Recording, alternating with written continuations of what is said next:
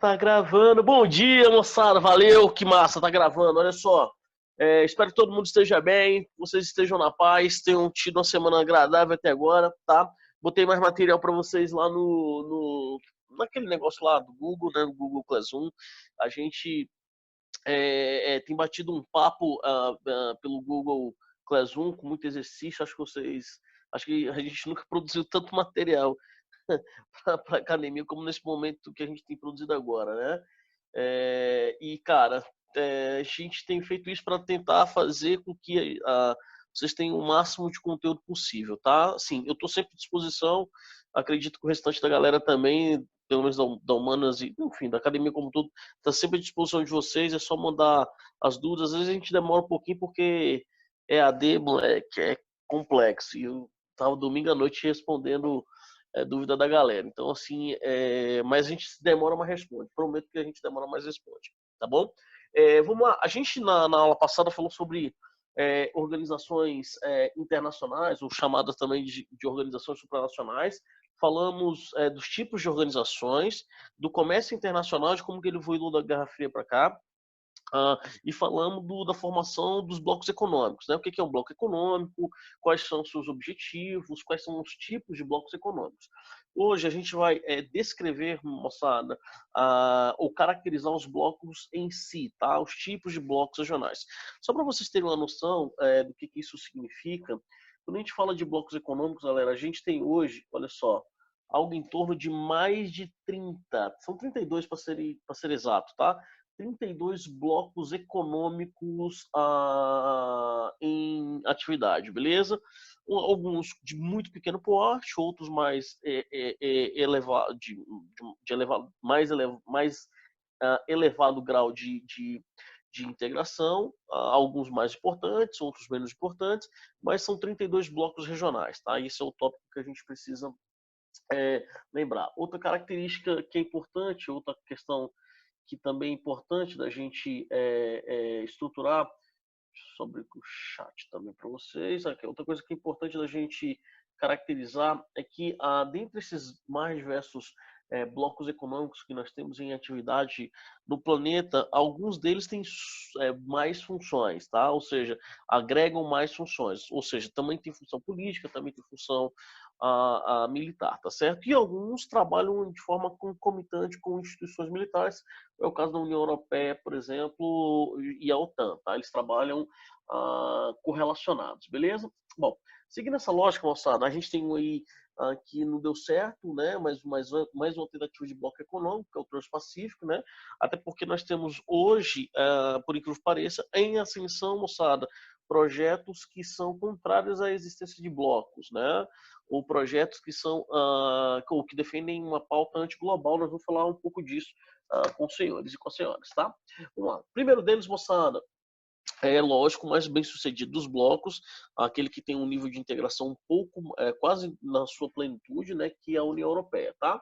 Vamos lá, moçada, quando a gente fala da União Europeia, eu gosto muito de trazer logo de cara esse mapa, para que você entenda que a União Europeia ela não corresponde à totalidade dos países da Europa, né? Dos mais de 50 países que nós temos na Europa, nós temos 27 que adotam a lógica da formatação da União Europeia, tá certo? A maior parte deles, logicamente, na Europa Ocidental, então você ainda tem um resquício da Guerra Fria,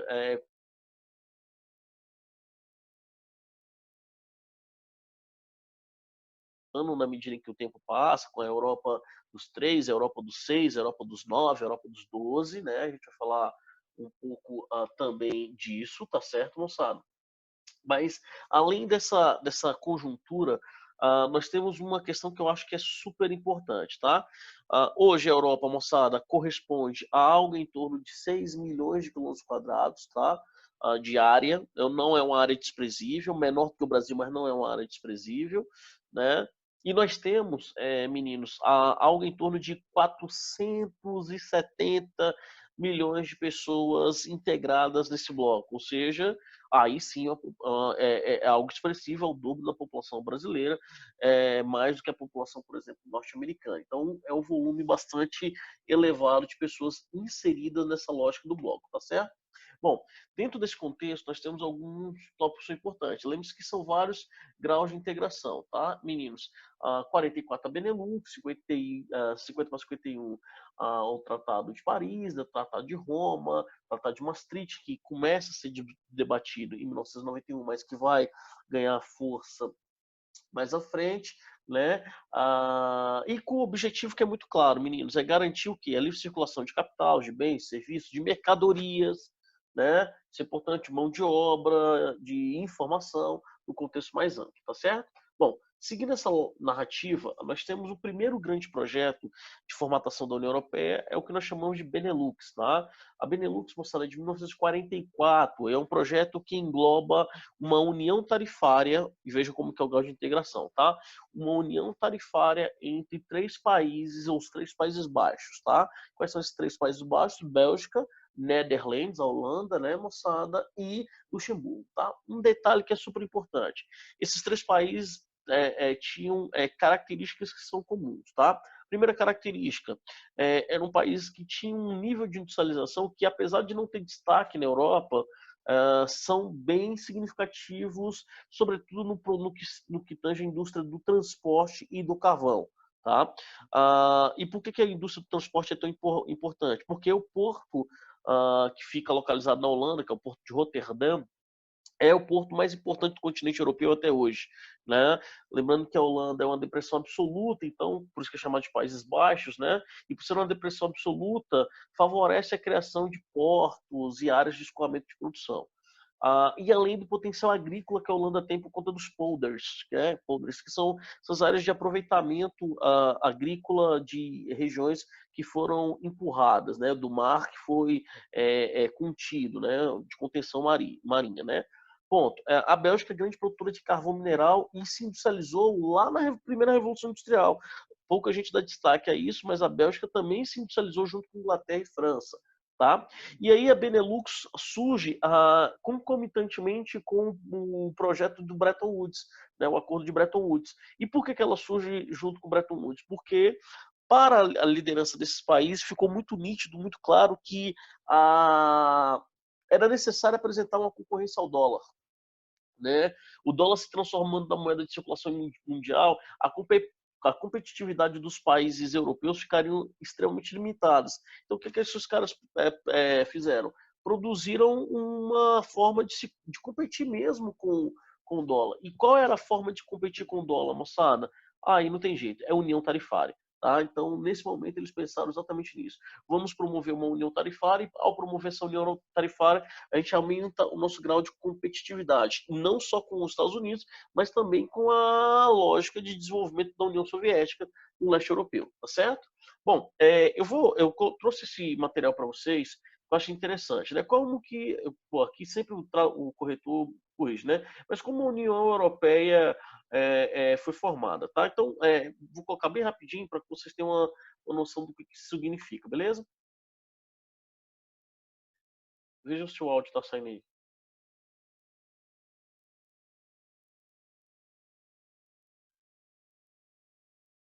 Movement had gathered pace. The Council of Europe had been founded as an assembly in which to discuss common values and foster cultural cooperation, bereft of any political power. On the eve of an Allied summit meeting on the economic future of the new West German Republic, France pulled a big surprise out of the hat. To an unsuspecting press corps in the cloakroom of his residence on the Quai d'Orsay, Foreign Affairs Minister Robert Schuman suggested to pool the entire coal and steel production of the two countries. L'Europe ne se passe pas d'un coup, mais dans une construction d'ensemble. Elle se fera par des réalisations concrètes. Germany had only been informed some 24 hours before. To Chancellor Adenauer, this must have seemed like a godsend. Without this bold plan, Germany's heavy industries might have stayed under Allied control much longer. But not only West Germany seized the moment. The coal and steel community was meant to be open, and immediately 4 more European countries were willing to join. The declaration sets out all the aspirations. It's absolutely central because it forms is the document where it all began, that sets up the original community between coal, deal into joint production amongst a number of European countries. We also have seen the other part of it, the economic benefit of creating this huge market that has given us prosperity as well as peace. The treaty for establishing the European Coal and Steel Community was signed less than a year after Schuman's declaration. Again, the Netherlands, Belgium, Luxembourg and Italy thus formed with France and West Germany the core of what is today the European Union, 27 member states. The ECSC was already led by a supranational executive body, the High Authority, making it the precursor of the European Commission. The High Authority's first president was the man who actually came up with the idea of it all, Jean Monnet, perhaps the most brilliant French diplomat of the 20th century. But it was Robert Schuman who made Monnet's revolutionary idea become reality. In today's European Parliament, there is still one member who can lay claim to the fame of having worked with Robert Schuman. It's because I worked for the trade unions at that time and the coal and steel unions of the six. And then we accompanied the negotiations for the Paris Treaty. Always I had the feeling that he was such a fair person and taking into account, into considerations, the opinions of everybody. Olha só, galera, esse material, ele é um material da própria Eurostat, né, que é o site de estatística da União Europeia. É um vídeo muito curto, mas só para que vocês tenham uma noção do impacto que esse projeto tem na sua concepção, tá? Na verdade, o projeto é uma coisa que geralmente é um peguinho de prova, tá, moçada? O projeto é do Monnet, né, do Jean Monnet, mas que foi colocado em vigor pelo Robert Schuman, por isso que é chamado também de Plano Schuman, tá? E aí é um detalhe que eu acho legal da nossa discussão, até na concepção daquilo que nós chamamos de cortina de ferro, há uma estrutura que eu acho que é bastante interessante, né? O próprio Churchill vendia uma ideia de uma unidade europeia, né? Então ele tinha esse objetivo de criar mesmo um bloco supranacional, né, muito pautado no pensamento do Monnet. Mas as rivalidades na Europa, as rivalidades históricas na Europa sempre foram impeditivas para, de fato, a desenvolvermos ali um bloco. O que potencializou isso? Ou o que propiciou isso, meninos e meninas? Justamente a possibilidade da gente ter ali um período de crise, que a União era uma oportunidade de sair mais brevemente dessa crise, né? E aí eu trouxe algumas frases que eu acho que são interessantes da gente analisar, né?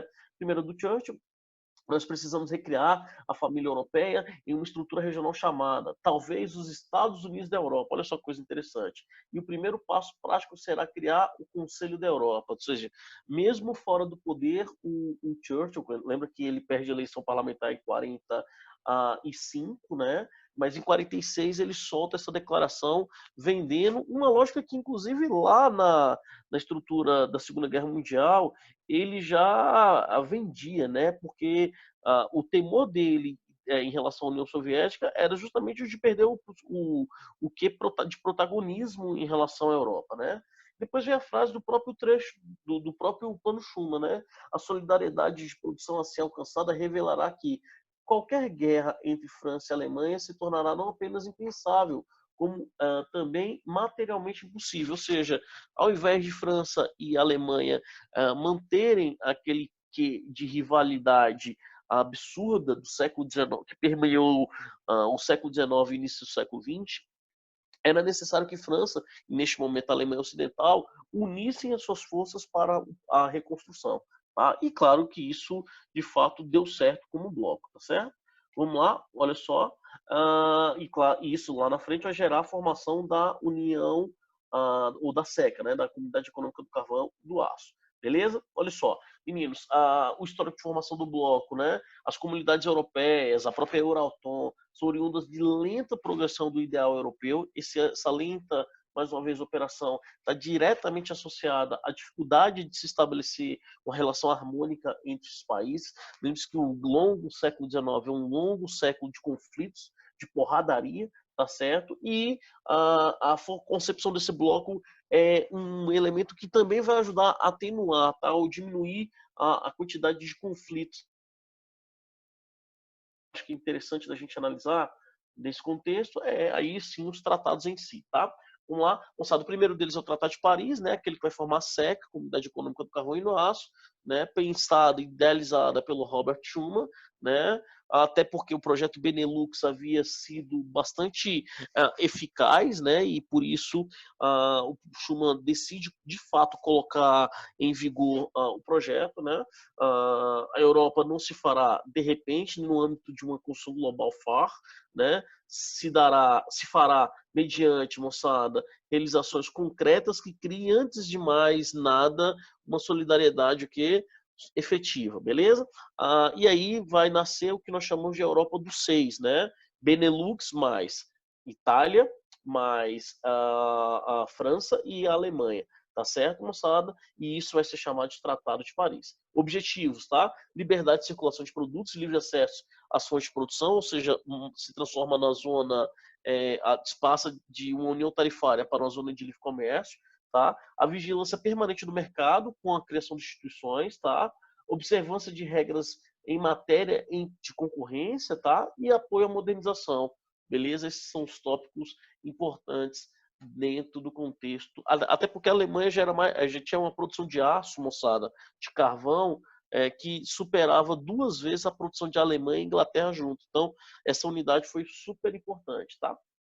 Moçada, depois veio o Tratado de Roma, né? O Tratado de Roma, moçada, é um tratado mais denso, tá? Porque ele vai criar 2 organizações, o Mercado Comum Europeu e a Euratom, tá? Vamos lá, esse é considerado o mais importante tratado, porque eu deixo de ser uma zona de livre comércio e passo a buscar já o 4º nível de integração, que é o mercado comum. E quando eu falo de mercado comum, moçada, é lógico que não nasce assim, bom, amanhã a gente é o mercado comum. Não, né? Mas qual é o contexto de formação disso? Primeiro, olha só, no mercado comum eu tenho liberdade de circulação de pessoas, mas eu tenho liberdade de circulação de mercadorias e de mão de obra, além de serviços e capital. Ou seja, eu garanto todas as liberdades do sistema capitalista. Ou, em outras palavras, meninos, eu elimino, isso é muito importante, tá? Eu elimino os direitos aduaneiros entre os Estados-membros, ou seja, é uma prática de eliminação das barreiras alfandegárias. Isso é importante demais. Eliminação da aduana, tá? E isso também está inserido numa lógica de apoio ao processo de modernização da prática energética, tá? E, consequentemente, da prática do uso dessa energia para fins militares. Flávio, por que isso é importante? Olha só, é quando a Europa vai começar a desenvolver, meninos, a utilização de energia nuclear. Flávio, isso é importante para a Europa? Demais. Vou dar um exemplo prático para vocês. A França. Hoje, 73% de toda, 74% de toda a energia elétrica consumida na França é oriunda de energia nuclear. Então, daí você já já consegue retirar o quão importante é a energia nuclear para esses países, beleza? Bom, o mercado comum tinha como objetivo promover a livre circulação, tá? E aumentar a mobilidade dos fatores necessários à produção global, tá? E já a Euratom consignava objetivos ambiciosos, né, de formação e crescimento rápido das indústrias nucleares. Tá certo, moçada? Então, nasce as 2 instituições de forma concomitante no Tratado de Paris. Beleza? Depois, moçada, a gente tem a formação do chamado Espaço Schengen, né, que é o Acordo Schengen, que garante ou que vai corroborar a livre circulação, né? Você versa com essa possibilidade no Tratado de Roma, mas você começa a corroborar significativamente essa circulação a partir do Espaço Schengen. Vale citar, não confundam circulação de pessoas com circulação de mercadorias, de mão de obra. São coisas distintas, galera. Uma coisa é a livre circulação de pessoas que nós temos no Mercosul, por exemplo, né, de as pessoas transitarem em fronteiras. Outra coisa é mão de obra, né? No caso do Espaço Change, ele garante o quê? A livre circulação de mão de obra, então esse é um ponto importante. E na medida em que o tempo vai passando, os países vão adotando ou não o Espaço Change, tá? Então esse é um ponto importante também da nossa discussão. É quebrar mesmo as fronteiras para os trabalhadores, beleza? Aí está o espaço changing, né, moçada?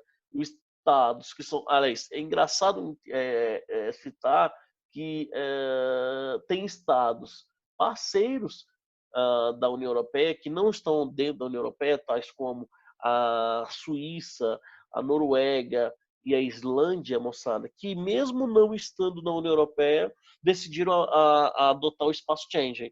Da mesma forma que nós temos países da União Europeia, ou país que era da União Europeia, que adota a União Europeia, mas não adota o espaço changing. É o caso, por exemplo, da Irlanda, é o caso antes do Brexit, ao Reino Unido, é o caso da Romênia, da Bulgária, né, da própria...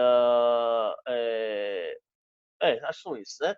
Sim, Romênia, Bulgária, Irlanda e o United Kingdom, tá? Chipre, então tem outros, tá?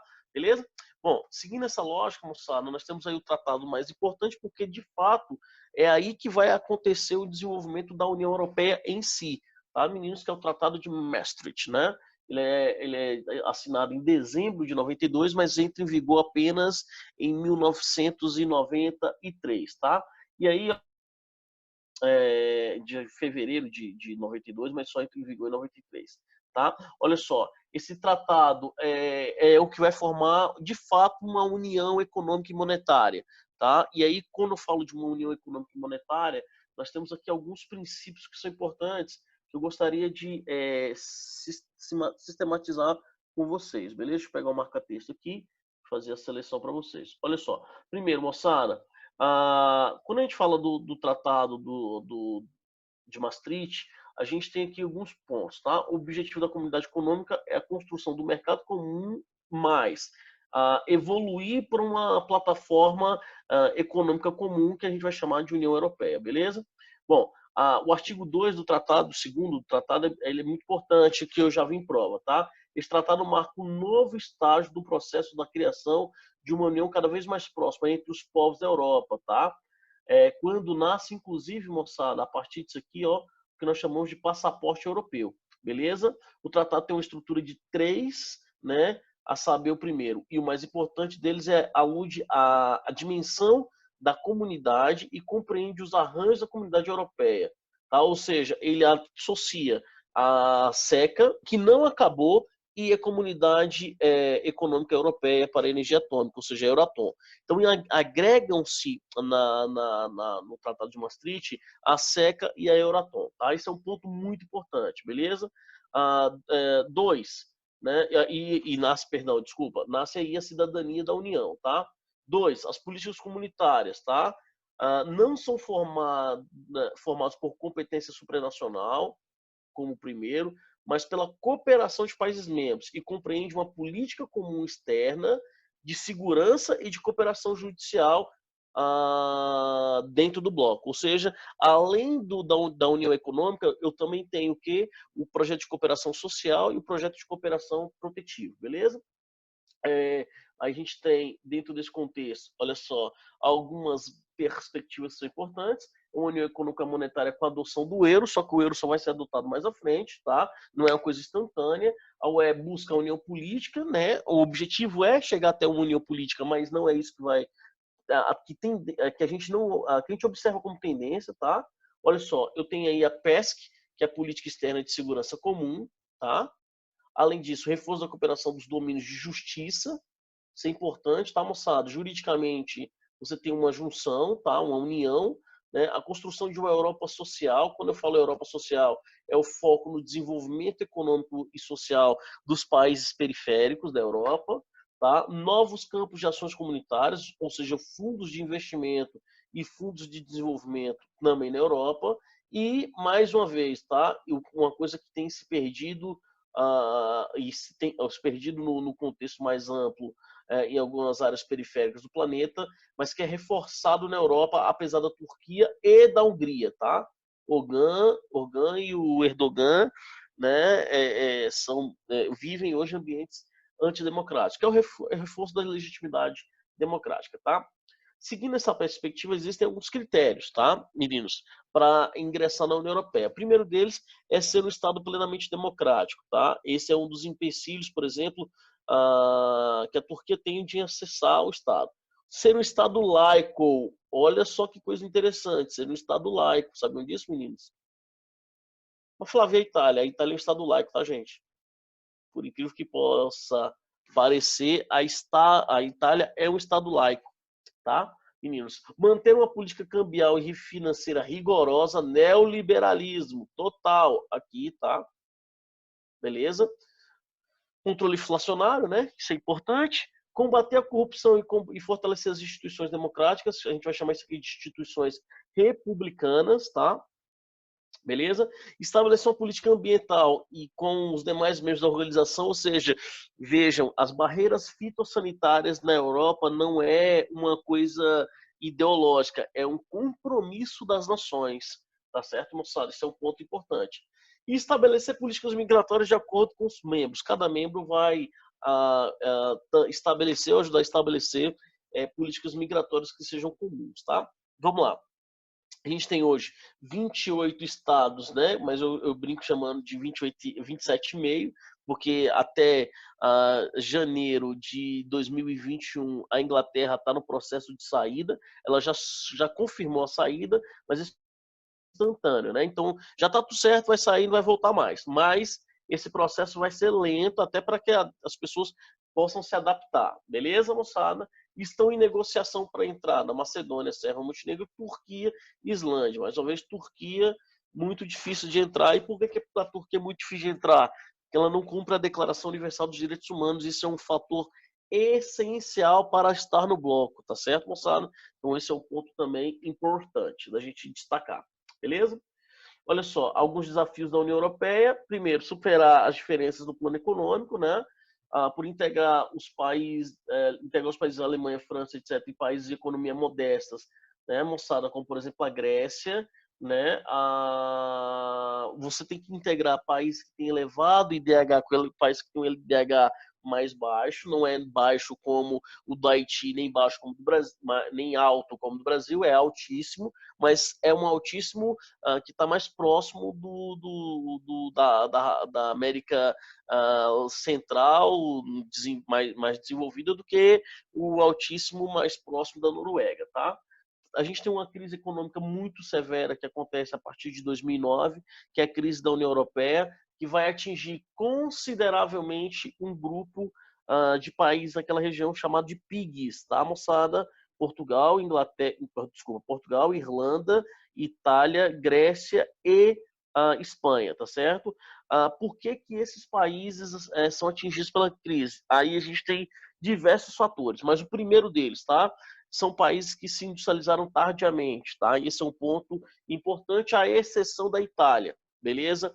São países envelhecidos, ou seja, que tem uma demanda por mão de obra bastante significativa. 3, tá? São países que não têm diversidade produtiva, tá? Quando eu falo não tem diversidade produtiva, não são países centrais na produção de bens industrializados, à exceção aí mais uma vez da Itália, ao norte da Itália. Mas se você chega na Itália, quem conhece a Itália aqui sabe o que eu estou falando, existe uma Itália no centro, uma Itália no sul e uma Itália no norte, completamente diferentes umas das outras, tá? Diferente do Brasil, não muito diferente do Brasil. O Brasil também é assim, tá certo?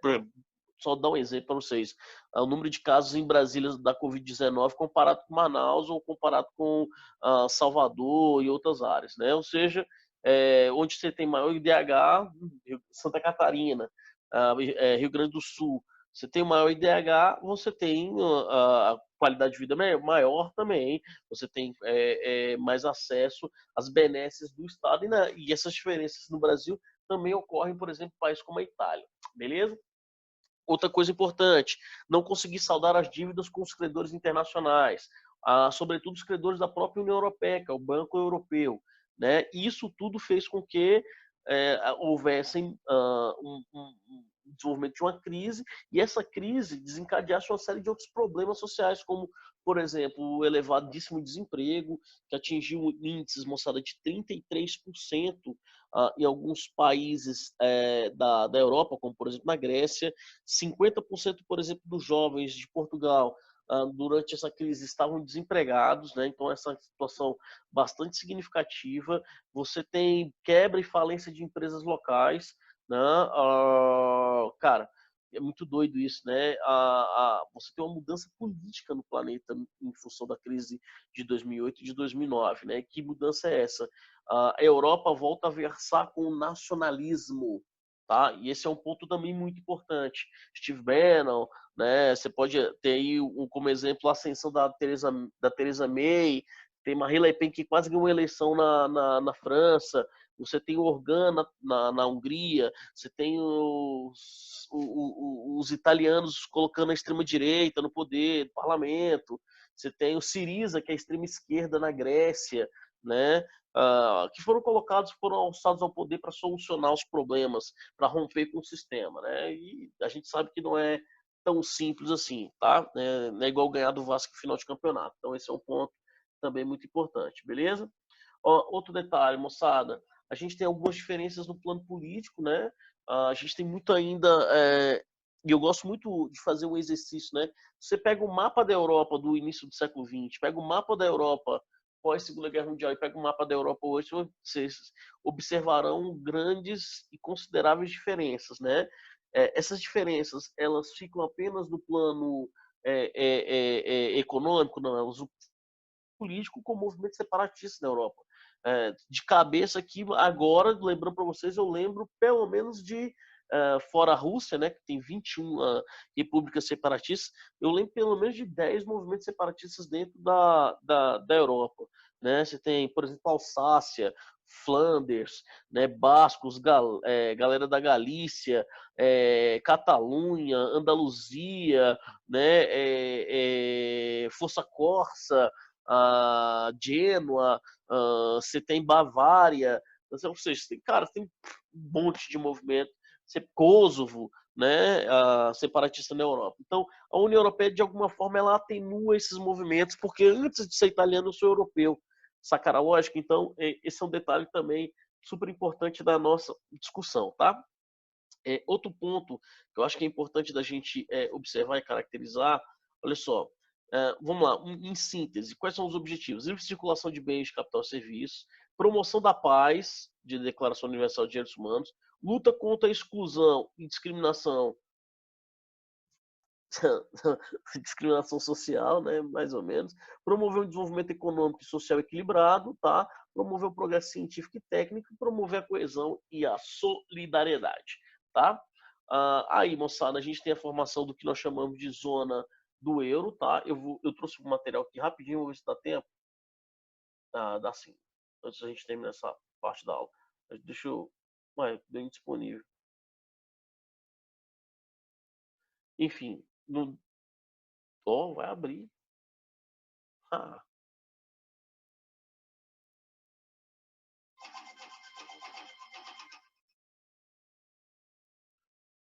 gente está falando aí da ampliação da zona do euro, tá? Em 2014, a Letônia se tornou o 18º país a adotar o euro, a segunda moeda mais importante do mundo, atrás do dólar.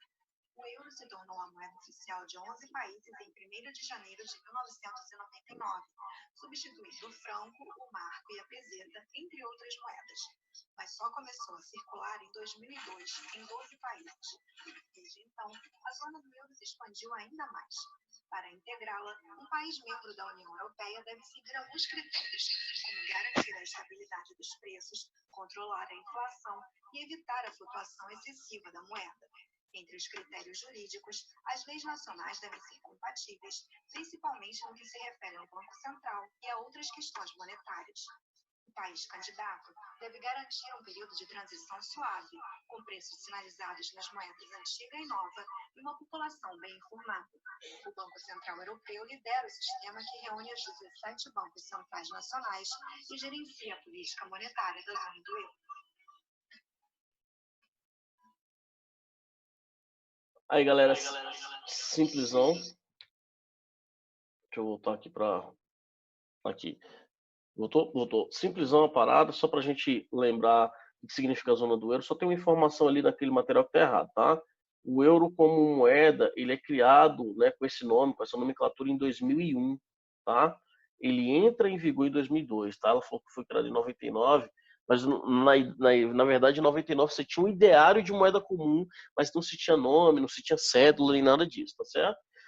Lembrando, tá, meninos, outra informação que é importante, a moeda, ela é um símbolo nacional, tá? E na medida em que os países como França e Alemanha abrem mão desse símbolo nacional, nós acabamos de alguma forma de atenuar os conflitos naquela região, tá certo? E aí, para a gente organizar esse pensamento aí, e quando a gente fala de euro, tá? Olha só, fase 3 de 99, 99 na verdade, a gente tem a função, o desenvolvimento do que nós chamamos de forma mais ampla e integrada do Banco Central Europeu, tá certo? Criado lá na década de 90, que é o Sistema Europeu de Bancos Centrais, né? SEBC. Tem um detalhe importante, outro ponto bem legal. O euro é a segunda moeda mais importante do mundo. Entretanto, moçada, vale sempre ressaltar que o euro nunca custou menos do que o dólar, tá? Isso é uma questão que é tipo pega de vestibular e é importante a gente caracterizar. O euro nunca custou menos que o dólar. Beleza? Tranquilo? Deixa eu só fazer o seguinte, deixa eu dar um stop share aqui. A aula vai acabar, eu vou chamar vocês de novo, pode crer? Deixa eu fazer um end me fim aqui. E já eu chamo vocês de novo, tá? A parte 2.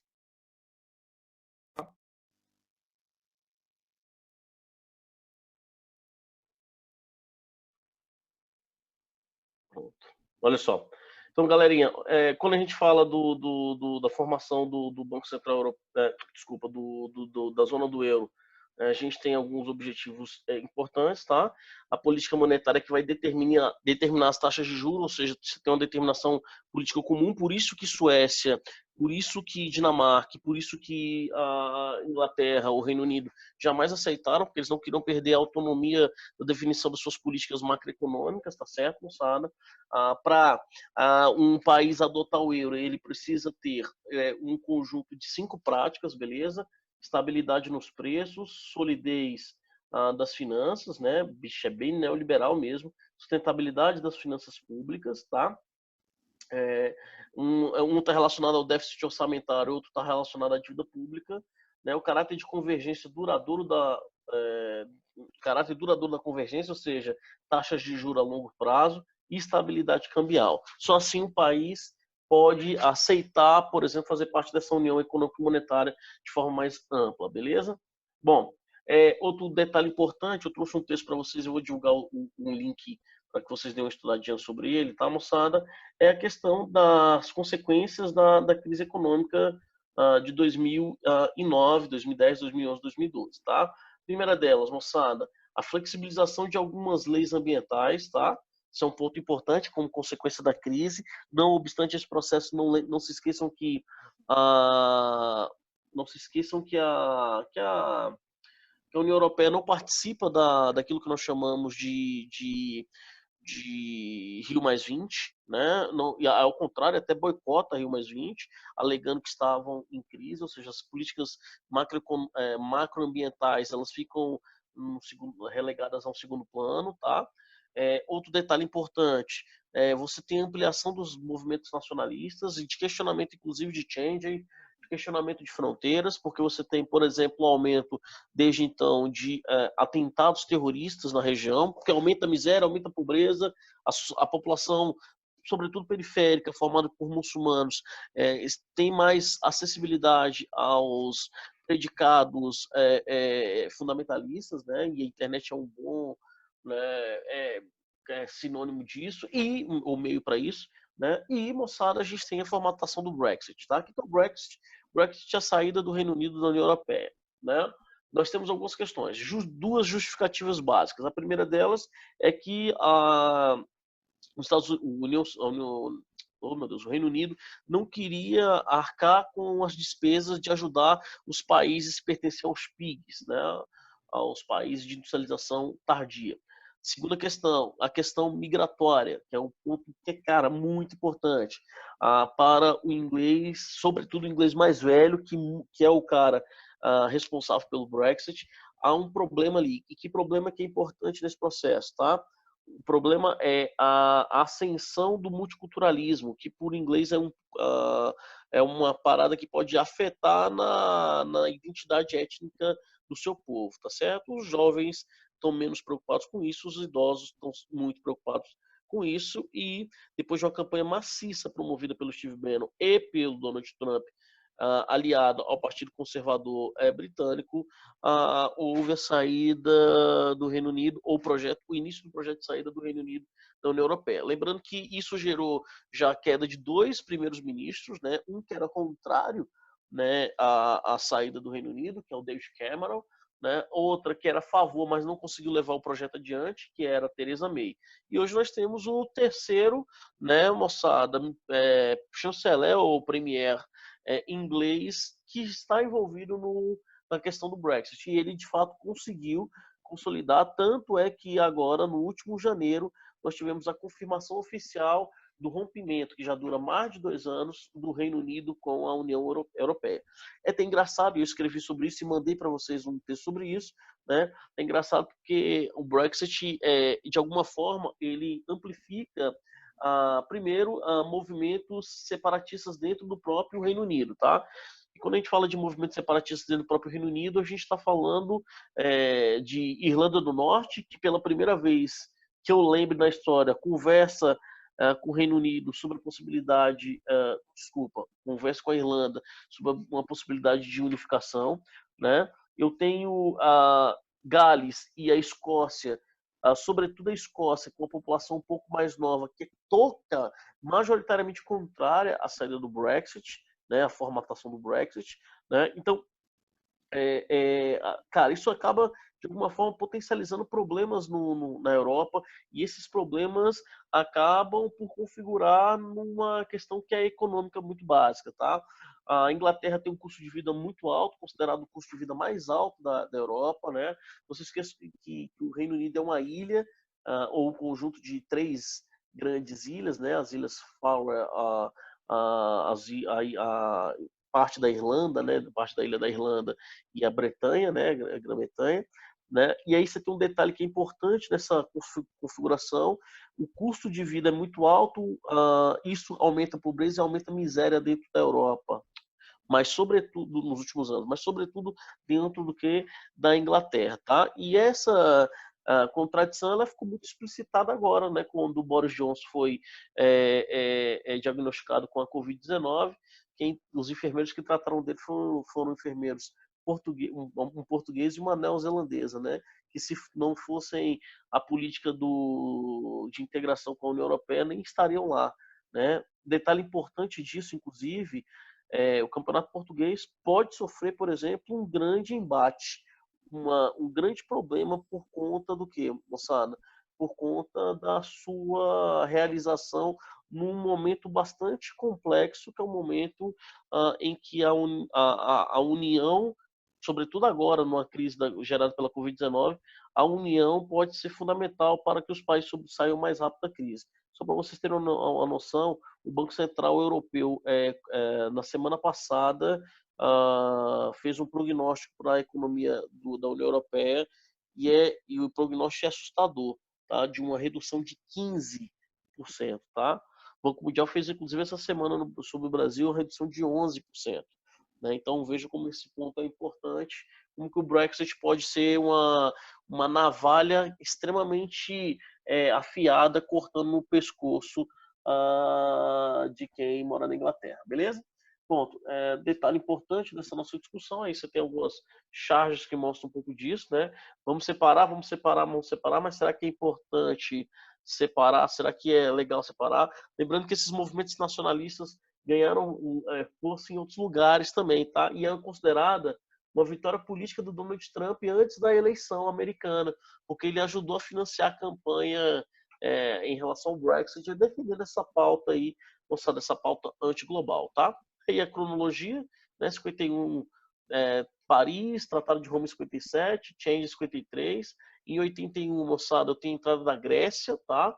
Em 86, a Europa se torna a Europa dos 12, né? Com Espanha e Portugal, né? Depois, 92 para 93, a gente tem Maastricht, né? 95 tem uma ampliação maior ali para a região nórdica, tá? Mas a Áustria, em 2001, 2002, a gente tem o início do euro. 2004 começa a integração com a galera, moçada, que é o leste europeu, tá? 2007 entra Bulgária e Romênia, tá? E aí você tem uma situação difícil, né? Que é Macedônia, por conta dos conflitos com a Grécia, né? A Croácia, moçada, porque ainda movimenta-se em torno de políticas antidemocráticas, e a Turquia, que além de ser antidemocrática, ela assassina, mata curdo, né? Então esse é um ponto importante. Há um detalhe também interessante da gente destacar. Lembre-se que a União Europeia tentou expandir em direção à Ucrânia, né? E aí houve uma cisão importante ali, inclusive a Ucrânia até hoje vive uma crise bastante significativa por conta da Rússia não aceitar essa inclusão na União Europeia, tá? Por conta de questões estratégicas que são importantes, beleza? Aí a crise dos tais PIGs, né? E aí essa charge, ela foi fortemente vinculada nos principais jornais britânicos, né? Para que a gente precisa desses países no nosso bloco? Eles só mamam nas tetas, aquela onda toda. Sacou? Tudo bem até aí? Bom, moçada, para a gente reforçar nossas narrativas, nós temos aqui alguns pontos importantes. Trouxe para vocês o Mercosul, tá? Criado em 1991, o objetivo é eliminação progressiva das políticas alfandegárias. Tá bom, eu vou fingir que acredito nisso também, tá? Em 95 a gente tem uma evolução bastante forte para isso, que é a elaboração da TEC, né? Que é a política mesmo de tarifação comum, tá, moçada? O Mercosul, ele tem como países membros o Brasil, Paraguai, Uruguai, Venezuela suspensa e a Bolívia como observador, tá? Venezuela entre 2012, justamente numa crise importante no Paraguai. Não se esqueçam, por favor, que esse também é um dado importante, que em 2012 houve um impeachment no Paraguai do Fernando Lugo, né? Só que o Fernando Lugo, aliás, desculpa, houve um impeachment assim, né? Só que o impeachment do Fernando Lugo, presidente do Paraguai, o padre presidente do Paraguai, foi em tipo 24 horas, né? Sobre uma questão importante que pode cair em prova, moçada, é a questão dos brasiguaios, tá? Fazendeiros brasileiros que têm terras no Paraguai, né? E é a saída do Fernando Lugo que faz com que o Paraguai seja suspenso provisoriamente e abre espaço, porque o Paraguai era voto contra, abre espaço para a entrada da Venezuela, tá? Moçada, esse é um detalhe importante da nossa discussão. Opa, que eu não sei por que rolou isso aqui. Tá? Olha só, agora eu sei. Aí a gente tem também, olha só que interessante, o México como estado observador, além do Chile, do Peru, do Equador e da Colômbia, também como países observadores, tá certo? Colômbia quase chegou a ser membro do bloco, depois veio a Unasul e os outros projetos que acabaram enfraquecendo isso. O histórico, moçada, o programa de integração começa com o PICAB, tá, meninos? Que é o Programa de Integração e Cooperação Argentino-Brasileiro, em 1986. Né? Depois do tratado, que foi elaborado através do Tratado de Integração, tá, moçada? Inclusive, a Argentina e Brasil têm muitos projetos ligados à produção nuclear em conjunto, tá?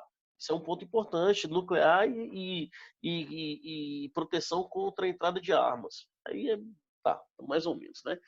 Outro tratado importante é o tratado, esse sim, o mais importante é o Tratado de Assunção de 1991, moçada, né? Que vai criar o Mercosul, beleza? Através de princípios fundamentais, tá? Democracia, autonomia e combate à vulnerabilidade. Esses são tópicos importantes, tá? A iniciativa política precedeu a demanda, né? E aí você tem, quando eu falo de iniciativa política precede a demanda, é porque a gente ainda estava muito limitado nesse projeto de integração econômica. Mas olha só que interessante. A União Europeia só é criada em 93, 92, né? O NAFTA, moçada, 94, 95. Né? Então, de alguma forma, o Mercosul, mesmo que não houvessem demandas mais elevadas, o Mercosul foi já concebido antes mesmo desses blocos, beleza? Então, a ideia era muito legal, apenas que não saiu do papel, tá? Quem vai ser responsável por isso é a diplomacia presidencial e o Ministério das Relações Exteriores, né? O MRE, sabe? Tipo lenda urbana, né? Também agora com aquele bicho lá, o Ernesto Araújo, Deus me livre. Mas diplomaticamente, o Brasil, que sempre foi um país referência em diplomacia, a gente falou sobre isso, né? E a gente, moçada, vai ter o estabelecimento de uma tarifa econômica comum, a moçada, chamada de TEC, a partir de 1995. O que enfraquece pra caramba ao Mercosul, meninos e meninas? Duas questões básicas, tá? A crise brasileira, que é o efeito chamado efeito cachaça, em 1999, tá? Meninos, vocês não viveram isso, né? Nem a Mayumi, que a Mayumi tem 18 anos. Ninguém, acho que nenhum de vocês viveu isso de forma mais ativa em 99. Cara, mas 99 foi um ano cabuloso para nossa economia, tá? Tanto é que a gente tem dólar chegando aí em função das crises do mercado asiático, né? O dólar chegando aí a mais de R$ 4 com tranquilidade, sacou? Chegava a 4,20 e se manteve por 2 anos neste patamar, tá certo? E isso foi desencadeado, amplificado pela crise que a gente teve na Argentina, tá? Chamado efeito vinho. Na Argentina e no Chile, né? Chamado de efeito vinho. Isso enfraquece consideravelmente, inclusive, a economia brasileira, até porque a Argentina compra, meninos, aí grande parte do produto que nós produzimos, tá certo? Vamos lá. Mercosul tem algumas características que são importantes: arranjos institucionais flexíveis, tá? Celeridade no processo de integração, o desejo era esse, mas não deu certo. Mas, de alguma forma, triplica o fluxo de comércio intra-regional só nos primeiros 7 anos de bloco. Ou seja, é importante o projeto no começo para, caramba, tão importante, tão importante, tão importante, que a gente tem até hoje uma relação econômica bem sólida e bem consolidada com o Mercosul ou com os países membros do Mercosul. Beleza? Algumas características: normas que necessitam de aprovação de parlamentos nacionais, tá? Ou seja, tem o chamado Parlasul, tá? Parlamento do Mercosul, beleza? Normas que são incorporadas às ordens internas por meio de atos administrativos, ou seja, você tem toda uma organização de gestão, e normas que dispensam expressamente a incorporação porque concernem no funcionamento interno da instituição, ou seja, a instituição tem autonomia para determinar as suas perspectivas políticas, tá certo, moçada? Aí a gente tem um conjunto de normas produzidas pelo Mercosul, tá? Mas a gente tem alguns direitos que são importantes, né? O direito originário do Mercosul, que é o Tratado de Assunção, Tratado de Ouro Preto, que vai falar inclusive dessa garantia da livre circulação. Importante, já caiu em prova isso, tá? Tratado de Ouro Preto de 1994. A livre circulação de pessoas, tá? No bloco é garantida a partir do protocolo de Ouro Preto, tá?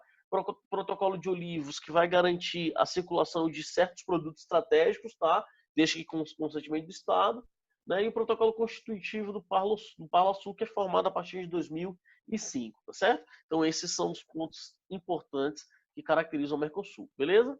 Olha só, a gente tem 3 órgãos, né? Basicamente, o Conselho do Mercado, o CMC, Conselho do Mercado Comum, o Grupo do Mercado Comum, o GMC, e a Comissão de Comércio do Mercosul, que vai falar sobre as regras econômicas e etc, etc. Beleza?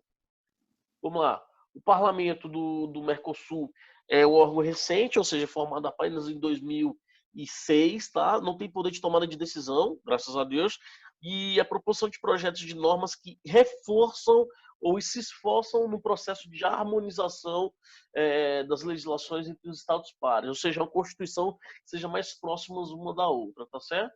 Bom, acho que é isso, tá, meninos? Para a gente também não se estender por mais tempo, vai começar o intervalo de vocês.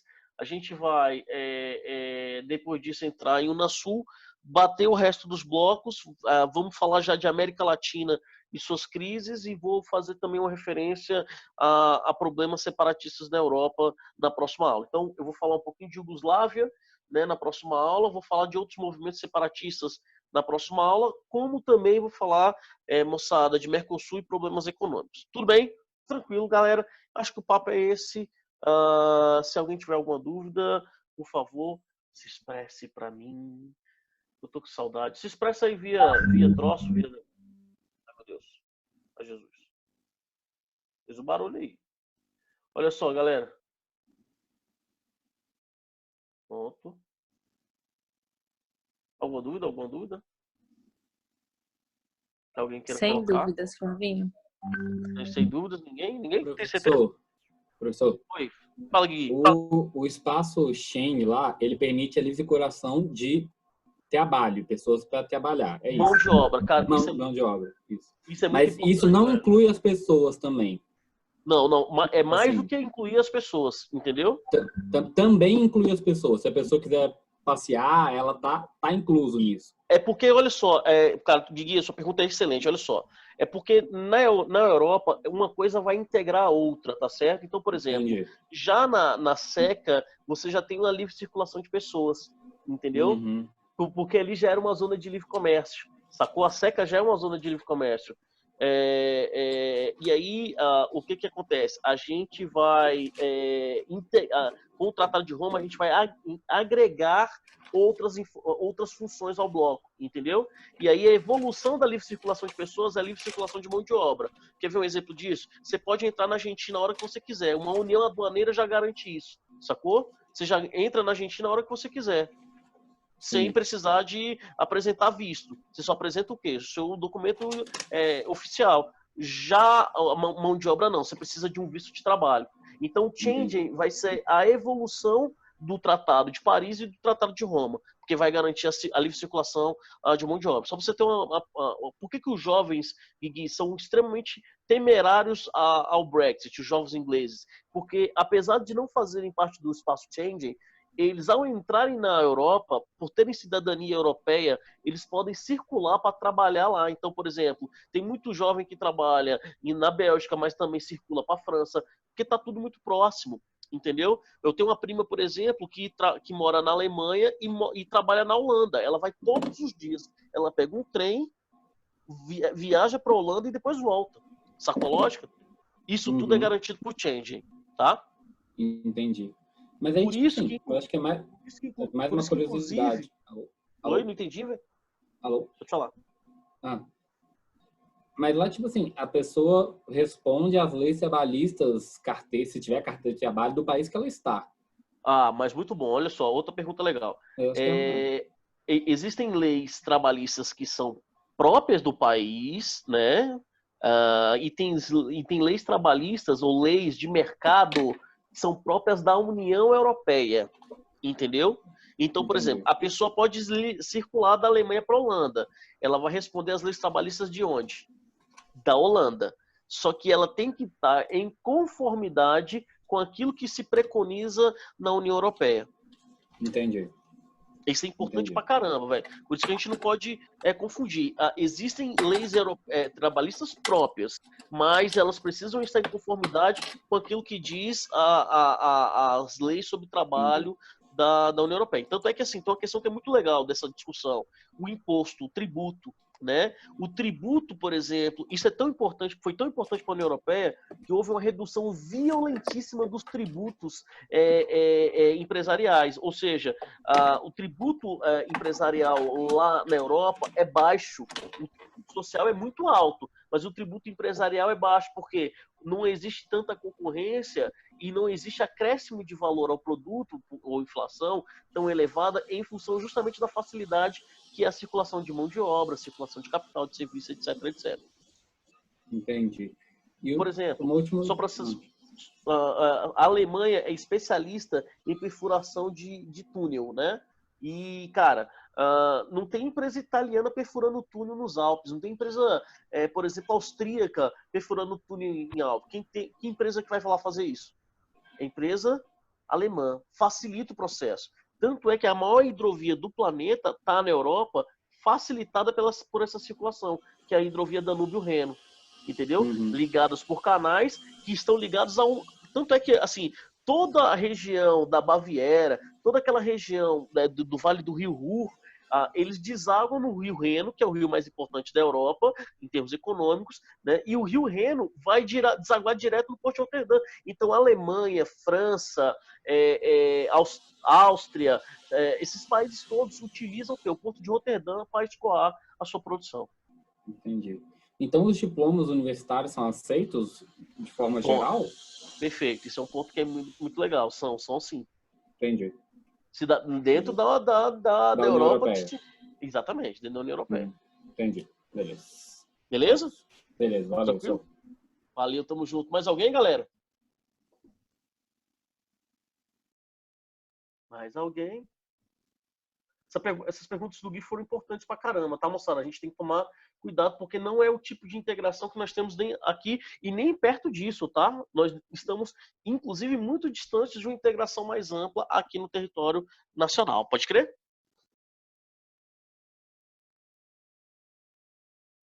Acho que é isso, então. Fechou. Valeu. Valeu, tamo junto. Obrigado, meninos. Valeu, até a próxima. Flávio. Até semana que vem. Tem material para vocês. Qualquer dúvida é só me chamar. Quiser jogar lá também no Google Classroom, pode deixar lá que eu tiro a dúvida para vocês, beleza? Um beijo. Boa semana para vocês, crianças. Tô morrendo de saudade de vocês, viu? Beijo, beijo, beijo.